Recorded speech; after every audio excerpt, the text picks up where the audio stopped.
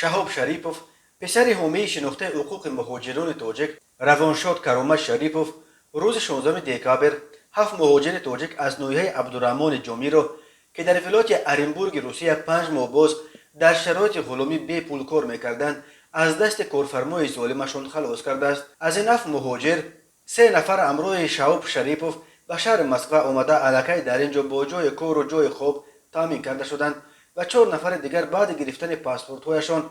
از دست کارفرما تصمیم گرفتند که در همان ولایت ارنبورگ برای خود یگان جای کار دیگر بجویند. در ویدیویی که نسخش به اداره پایگاه خبری بامداد نیز رسید، 2 نفر از این مهاجران به شهاب شریپوف برای خلاص کردن آنها از دست کارفرمای ظالمشان اظهار تشکر میکنند. آنها در دست شناسنامه‌هایشان را با حجت‌های دیگر خود نشان میدهند که با میانروی شهاب شریپوف از دست کارفرمایشان پس گرفتند. یکی از نفران نزدیک به شهاب شریپوف روز 18 دکامبر در صحبت با پایگاه خبری بامداد گفت این مهاجران تاجیک را یک هموطن خودشان با نام مرتضی نباتوف با وعده 45 هزار روبل مزد ماهانه از تاجیکستان به ولایت ارنبورگ آورده در یک واگن برای زندگی نامصاحب جای کرده است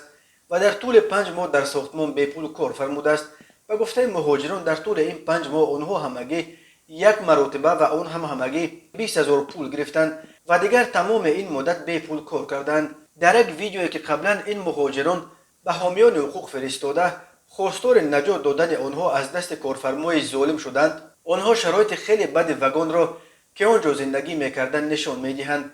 و میگویند مرتضی نباتوف نه فقط معاش آنها را نمیدهد بلکه شناسنامه‌های همه‌شان را هم گرفته است و ادعا دارد که آنها گویا تا حال پول قرض راهگیری و پتنتشان را در پیش وی ادا نکردند. کرامت شریپوف رهبر فدراسیون مهاجران SNG و جنبش مهاجران تاجیک روسیه یکی از حامیان شناخته حقوق مهاجران تاجیک در روسیه اعتراف شده بود. در پایان سال 2017 مقامات روسیه شهروندی کرامت شریپوف را بیکار کرده او را توسط هواپیمای مسکو کولاب به تاجیکستان دپورتاسیون کردند. کرامت شریپوف خیلی تلاش کرد تا غیر قانونی بودن قرار لغو شهروندیش را اثبات کرده به روسیه برگردد، ولی 9 ماه سال 2020 در سن 57 در تاجیکستان از سکته قلب وفات کرد. پسر او شهاب شریپوف بعد مرگ پدرش گفت که راه پدر را دوام خواهد داد و در روسیه به حمایت از حقوق مهاجران تاجیک مشغول خواهد شد. با میانروی شهاب شریپوف ماه اکتبر شناسنامه‌های 110 مهاجر تاجیک که در باغ سیب ناحیه استراگوژنسکی ولایت ورونژ